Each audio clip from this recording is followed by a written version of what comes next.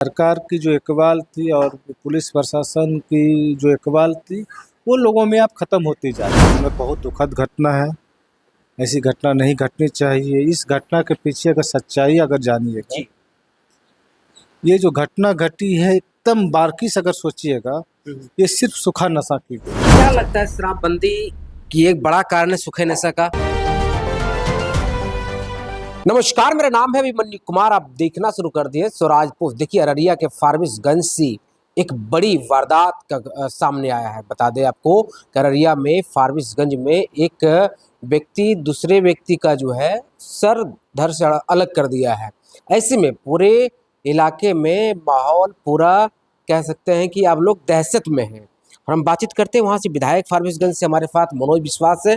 क्या कुछ पूरा मामला है और किस तरीके से देख रहे हैं, क्या वहाँ पे शांति बहाल अब तक हुआ है या नहीं? एक डर का और भय का माहौल तो कायम हो गया है।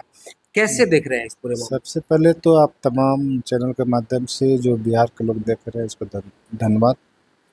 ये घटना सुबह लगभग 8 बजे की घटना है। पार्किंग के चलते ये विवाद हुई थी। पार्किंग का विवाद और यहाँ तक पहुँचे, और जिस समय घटना हुई उसी के 10 मिनट के बाद हमें जानकारी मिली है शुभचिंतक के माध्यम से।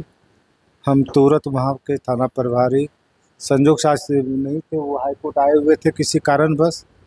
फिर डीएसपी को कॉल किए, फिर एसपी साहब से, सारे लोगों को लाइन अप करने के बाद माहौल अभी बहुत अच्छा है, नॉर्मल है वातावरण। मगर बहुत दुखद घटना है, ऐसी घटना नहीं घटनी चाहिए। इस घटना के पीछे अगर सच्चाई जानिएगा, ये जो घटना घटी है एकदम बारीकी से अगर सोचिएगा, ये सिर्फ सूखा नशा की गई। 2 महीना पहले जो आदमी घटना किया था, 2 महीना पहले वो जेल से आए हुए हैं। तो कहीं न कहीं हमारे जो सीमांचल एरिया है, जो हम लोग बॉर्डर एरिया से आते हैं, सूखा नशा का बहुत ज़्यादा यूज होता है और बड़े बड़े लोग उसमें सम्मिलित है। कई बार हमने विधानसभा में भी मुद्दा उठाए थे, मगर आज तक सरकार की जो ठोस कदम उठानी चाहिए वो कहीं न कहीं उठा नहीं पाई, जिसके चलते कई तरह की घटना। कल हमारे यहाँ एक और घटना घटी थी सिमरा थाना के अंतर्गत। एक हमारे शुभचिंतक थे, उनका भी कल मर्डर हो गया था। कई तरह की ऐसी घटना आ रही है। सरकार को इसको मजबूती से उठानी चाहिए, और जो सूखा नशा में जितने भी लोग सम्मिलित है, इसको सख्त से सख्त कानूनी कार्रवाई करनी क्या चाहिए। लगता है शराबबंदी की एक बड़ा कारण है सूखे नशा का? देखिए, सच्चाई है कि आप तमाम मीडिया के साथी, पूरा जो बिहार के जो आप देखे होंगे, कई तरह की ऐसा कोई दिन नहीं जो घटना नहीं आती। ये सिर्फ पेपर में शराब बनती है, शराब तो सब जगह मिल रही है।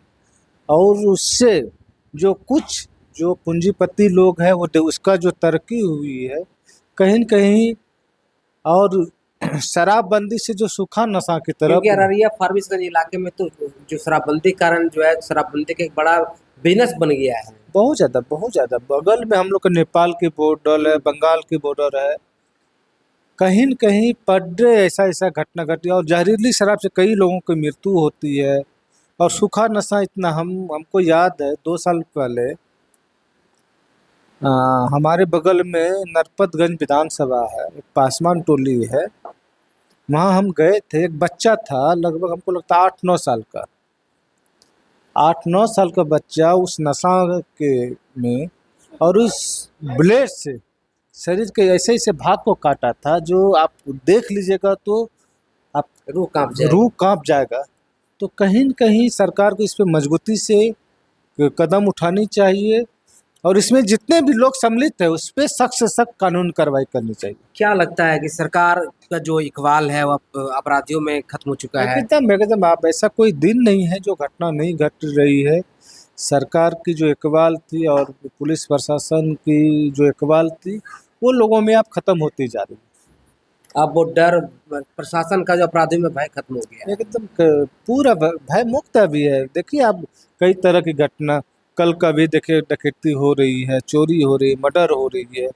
पटना जैसे ऐसा कोई दिन नहीं है कि जहाँ पे कोई दिन न घटना नहीं घटती। तो कहीं न कहीं इस पे सरकार, इस पे विफलता है, सरकार की नाकामी है। सरकार जिस तरह से जो बोलते हैं वो कहीं न कहीं उसका फेलियर है ये सारा सिस्टम, ये पूरा सिस्टम का फेलियर आप देखते हैं। एकदम पूरा फेलियर है। इतना चूँकि वो बहुत पिछड़ा इलाका कहा जाता है, फारबिसगंज, किशनगंज, अररिया वाला जो इलाका है, बहुत बैकवर्ड इलाका कहा जाता है। तो वहाँ उस इलाके में इतनी बड़ी दर्दनाक घटना, आप समझिए सिर से धड़ को अलग कर देना, ये आखिर कहाँ से उसके दिमाग में आया होगा? कहीं न कहीं तो ज़रूर अगर अगर उसके मन में अगर ये डर होता पुलिस का कि अगर बहुत बड़ी कार्रवाई होती है, जेल चले जाएँगे और कुछ हो जाएगा। आप पूरा वीडियो अगर देखिएगा, जो आदमी घटना किया है वो कहीं किसी से डर और भय के माहौल में नहीं था। जो वो सूखा नशा करते हैं उसका भय और डर दोनों खत्म हो जाते हैं। हम कई केस में हम देखे हैं कि जो सूखा नशा के यूज करते हैं वो आदमी को डर और भय दोनों समाप्त हो जाती है। सबसे पहले को वहाँ पे इस माहौल को, जो सूखा नशा के तरफ युवा पीढ़ी, आप देखे होंगे आप हमारे यहाँ युवा पीढ़ी, हमको लगता है कि अगर इस पे काम नहीं हो तो आने वाला जो जनरेशन हम लोग का आ रहा है वो सब विकलांग होगा। कई बार आप देखे होंगे, मेरा विधानसभा में भी बड़ा क्वेश्चन था इसका, और कई बार हम नशाबंदी का कार्यक्रम हम करवाए। अब एक प्लानिंग हम लोग कर रहे हैं कि क्षेत्र जाने के बाद इस पे मजबूती से अब इस पे हमको काम करना है। देखिए, आज सम्राट चौधरी बिहार के गृह मंत्री जब से बने और कहा जा रहा है कि तब से लगातार आपराधिक घटनाएं बढ़ रही हैं। देखिए, अभी जो बिहार का जो स्थिति है, बिहार का जो अभी समीकरण चेंज हो रहा है, पूरा सरकार एक तरफ ध्यान दूसरी तरफ आकर्षित कर दिए हैं और विभाग पे कोई किसी का कोई मॉनिटरिंग नहीं है। इतनी बड़ी बड़ी घटना हो रही है और सरकार का एक भी बयान नहीं आती है। कहीं न कहीं ये चीज़ गलत चीज़ को इंडिकेट करती है। तो देखिए, साफ तौर पर बात तो सही है, एक तरफ पूरे बिहार में घटनाएं घट रही है, किसी का सिर धड़ से अलग कर दिया जा रहा है, तो कहीं गोली ठाई ठाई करके आवाज़ें आ रही है। लेकिन सरकार लगी है कि अब कौन मुख्यमंत्री बनेगा बिहार का, इस तमाम चीज़ों के बारे में सोच रही है। लेकिन बड़ा सवाल ये कि आखिर अपराध मुक्त बिहार कब होगा, ये बड़ा सवाल है। बाकी अब बने रहिए स्वराज पोस्ट के साथ।